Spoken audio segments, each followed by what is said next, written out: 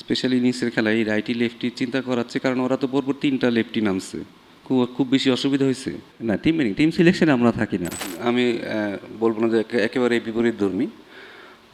সকালবেলা পাকিস্তান আসলে ভালো বল করছে, অনেক রান করাটা অনেক কষ্ট ছিল। সেখান থেকে আমি মনে করি আরেকটা সেশন ব্যাটিং করতে পারলে আমাদের জন্য ভালো হতো।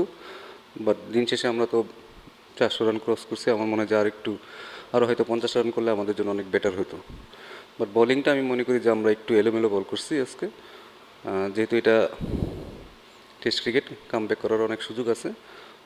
আজকে আমরা এটা রিঅ্যাসেস করব, আসলে কোথায় বল করতে হবে এই উইকেটে, কোন জায়গায় করলে আসলে ব্যাটসম্যানকে আরও বেশি ডিফিকাল্ট দিবে। তো আমি মনে করি যে হয়তো আমরা আবার কালকে ভালো ব্যাক করতে পারবো। ও আসলে ওর জায়গা ছাড়ে না, একটা একটা এরিয়াতে মানে কনসিস্টেন্সি সে একই জায়গায় বল করতে পারে, তার এক স্ট্রেংথ। সে সেটা আগেও করেছে। আর এই উইকেটটাতে যেহেতু একটু মুভমেন্ট ছিল, সে সেটা খুব ভালোভাবে কাজে লাগিয়েছে।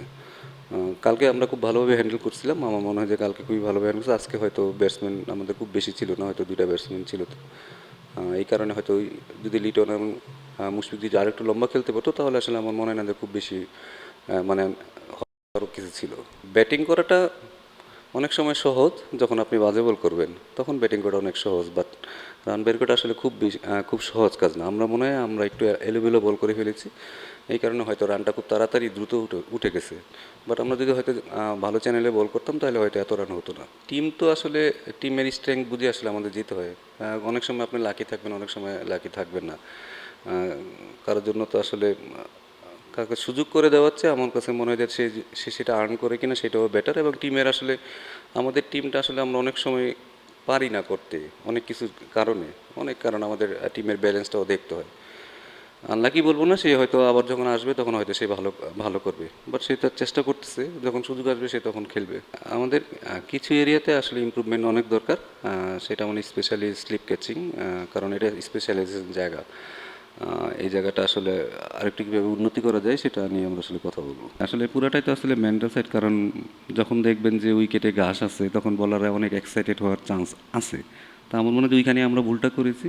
আমাদের আসলে ভালো জায়গা মেনটেন করাটা খুব বেশি জরুরি ছিল, সেখানে হয়তো আমরা সেই ভুলটা করেছি। আসলে আমাদের নর্মালি আমাদের এম থেকে আমরা আসলে 5 সেশন করতে পারি।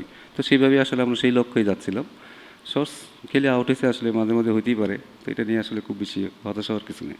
এইটা নিয়ে আসলে আমি নর্মালি টিম সিলেকশন বা ইয়েতে আমরা আসলে থাকি না। তারপরেও আমার কাছে মনে হয় যে স্পেশালি ইনিংসের খেলায় এই রাইটি লেফটি চিন্তা করাচ্ছে, কারণ ওরা তো পরপর তিনটা লেফটি নামছে।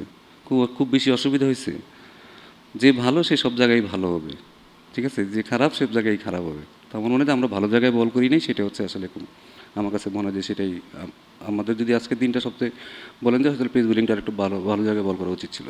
দেখুন এই উইকেটে আমার কাছে মনে হয় এখনও বলারদের অনেক কিছু করার আছে, স্পেশালি পেস বোলারদের। আমরা বললাম তো আজকে আমরা যেহেতু একটা সেশন ভালো বল করি নি, এটা ভিজিবল, এটা সবাই বুঝতে পারতেছে যে আমরা আসলে ভালো বল করি নি।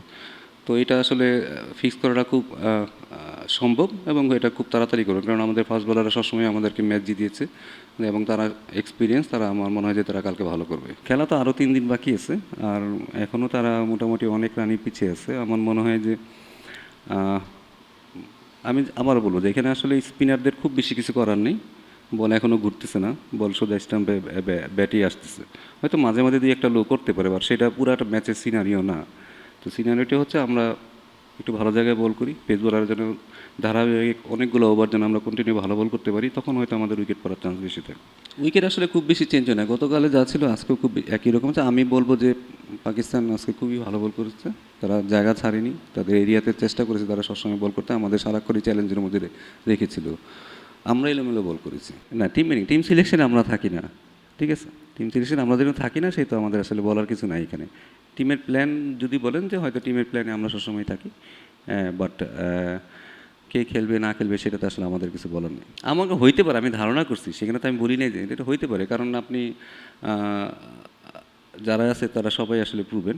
এখানে কাউকে তো আসলে আপনি ফেলে দিতে পারেন না, এবং আপনি এক্সট্রা বলার নিয়েও যেতে পারবেন কি না সেটাও আপনাকে চিন্তা করতে হবে। মানসিকভাবে আপনি যে কোনো ফাস্ট বলারই যখন উইকেটে দেখবে যে ঘাস আছে, তারা এক এক্সাইটমেন্ট আসতেই পারে, কারণ যেহেতু বলে মুভমেন্ট আছে, বল জোরে যাচ্ছে, তখন যে কোনো বলারই হয়তো চিন্তা করে যে হয়তো আমি পেস দিয়ে তাকে বিট করে ফেলবো, আমার মনে হয় যে পাকিস্তানের থেকে আমাদের পেস তো একটু বেশি হইলেও আমাদের এই জায়গাটা আমরা একটু এগিয়েছিলাম।